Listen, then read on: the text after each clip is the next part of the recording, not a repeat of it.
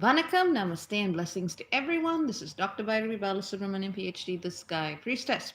So let's get into it. Now, we're going to be looking at a couple of dates, the 20th, 21st, and 22nd of July. As you know, the new moon has just passed. I want you to refer back to my previous videos where I was telling you this is not really a good time to start things. There's a reason why I didn't want to get into the details back then, and I'd say it's about time we look into it. So, just as a quick recap, the new moon was actually in a very powerful yod, or finger of fate.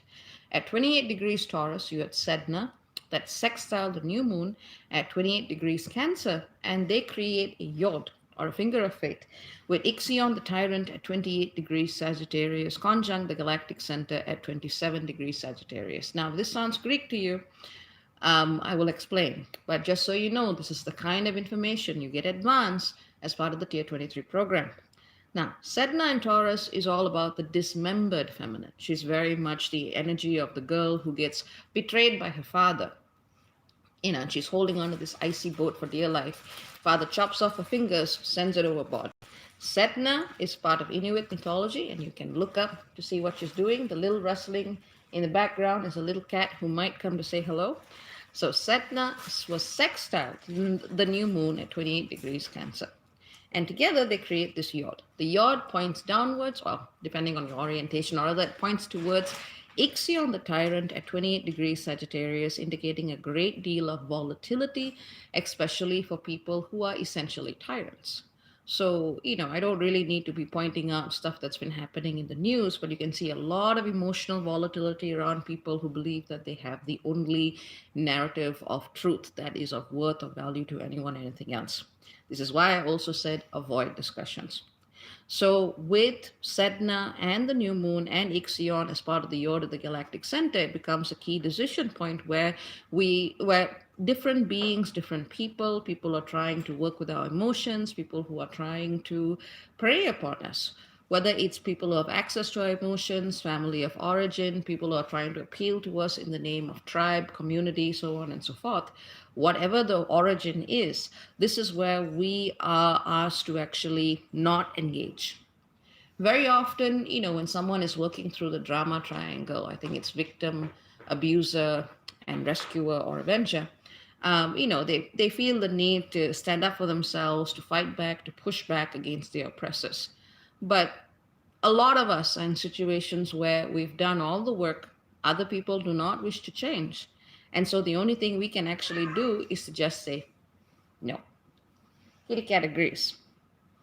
So we basically just have to pull ourselves out of that triangle so that we can actually create what, emotional space, domestic sphere, emotional life that we want to experience for ourselves. Very often, a lot gets legitimated in the name of tradition, culture, family, and whatnot. And in the past few decades, we've seen where a lot of that is very, very, very toxic. Now, if you are fortunate to be blessed with a family or with a group of people you live with, or a tribe or a culture that is very focused on your healing, the same alignment can be profoundly healing and profoundly helpful in overcoming the wounds of emotional disconnection, the feeling of a sense of betrayal that may be accompanying you for lifetimes. But that really, really depends on the people you got. More often than not, people tend to be dealing with individuals who are trying to carry on all alignments, especially ones in which the emotions of one person are used as a scapegoat or as a kind of a battery for another person. And I see that coming up a lot these days. So this is one of the reasons why I said don't commit to anything. The only thing you need to commit to is to creating a safe space where your emotions do not need to be compromised or sold or used by another person for whatever it is that they want to be doing. So this is where we actually are asked to recall that we are here to also heal ourselves, not just everyone else, but to also heal who we are as individuals. And the fact that we are working on ourselves also makes the world a better place. Each person who works diligently towards their healings creates a shift in the collective field. And that's something we should never, ever lose sight of. Now, one of the reasons why there's a lot of density surrounding this new moon is because it is also opposed Saturn. Saturn is, of course, trying to bring back the old way, the old laws, the old orders, the old structures. And it's very much about trying to entrench a particular set of narratives or relationships that are very much connected to the past and what has been. So all of the work that you've been working on and trying, all of the patterns you've been trying to break away from, this new moon and the days around it will try to pull you back in towards it. And your job is to say no. Like I said, if you are in that rare, fortunate situation where everyone around you is helpful and loving and supporting, a great time to anchor family bonds, a great time to anchor a safe space for you to process your emotions, for you to actually release and heal wounds and scars of lifetimes. But again, it depends on who's around you. Now, that happened on the 20th of July.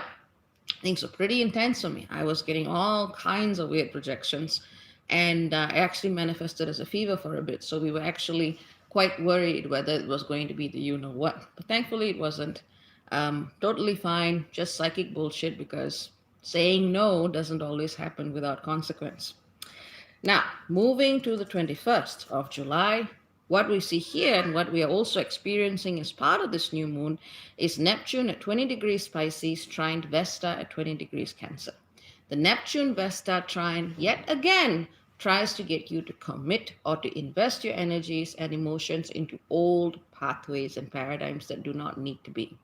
The only thing you need to be investing into at an emotional level is the commitment to purge old karma, to dissolve or transmute it in ways that align with the highest and deepest good of all and the highest and deepest good of the divine. That's your only commitment that you need to make.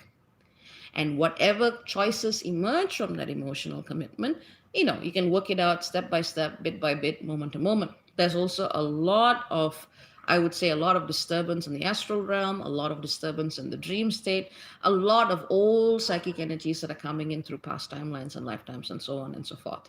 And this is why, yet again, you have to remember where you are in the here and now and be willing to say, this is not what I want.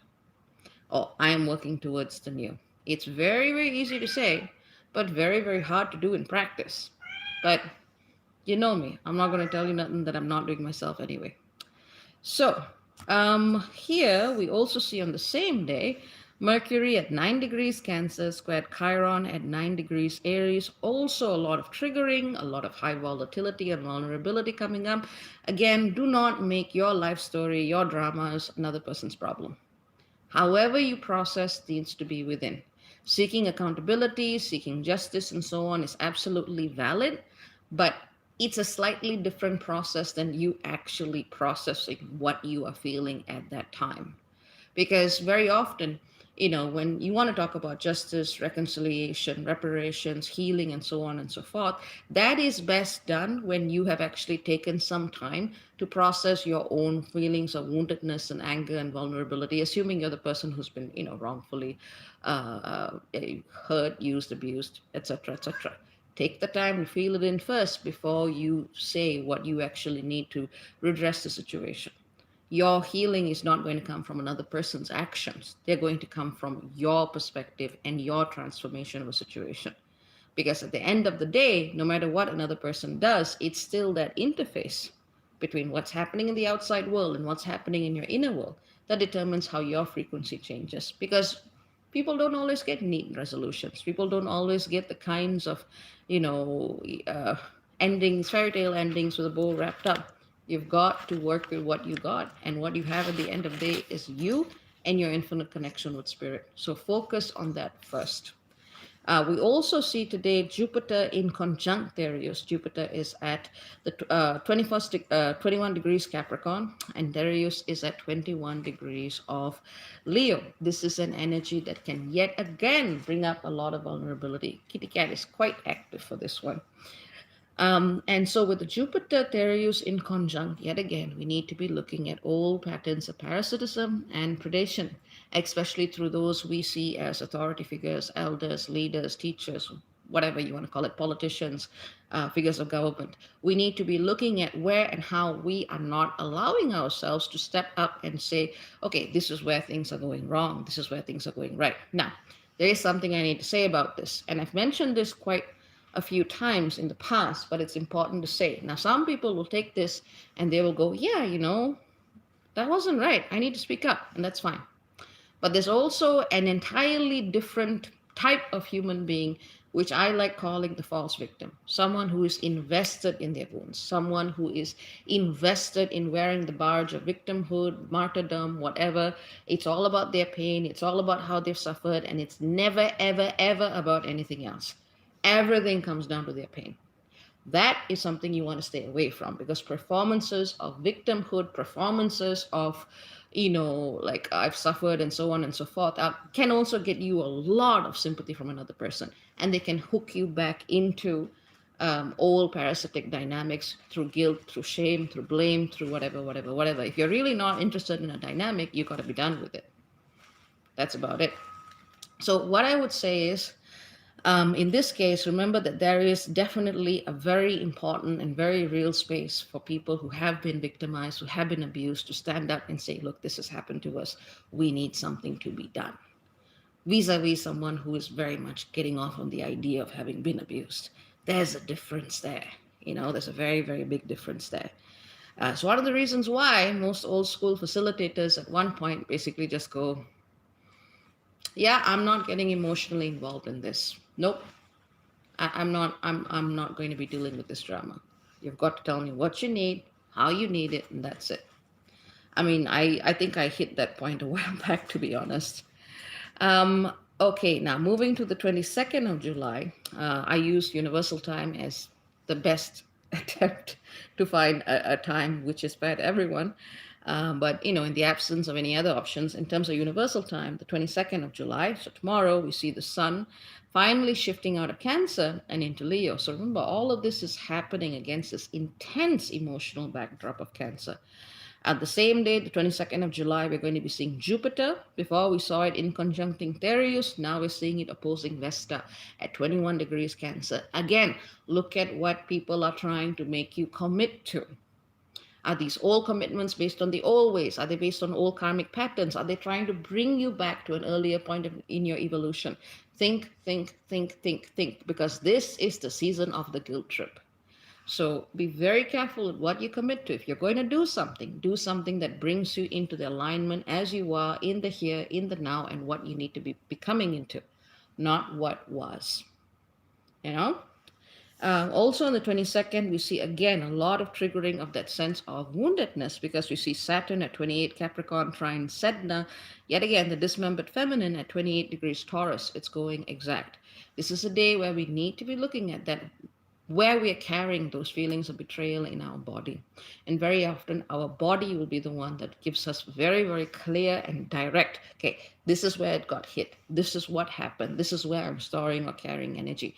Focus on your own healing. Focus on yourselves. As I said before, if you want to be doing anything, wait for the upcoming full moon in Aquarius. That's when we're going to be seeing some ability to shift the energy and go into the new, into the new, into the new.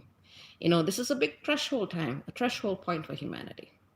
This is not a point where, we really want to be looking back and going, oh, but I feel so sorry for the past. No, everyone has got to upgrade themselves in terms of the way they approach spirituality, what they think they know about the world. And it's scary and it's confusing, and it's especially triggering to the ego when we feel like we know everything. Truth is, nobody does. We're all going with what our best guess is and what our best tested approach is. That's all we can do. So again, stick to your emotional processing, stick to your inner navigation and discernment. That is honestly the best advice I can give you for the coming week.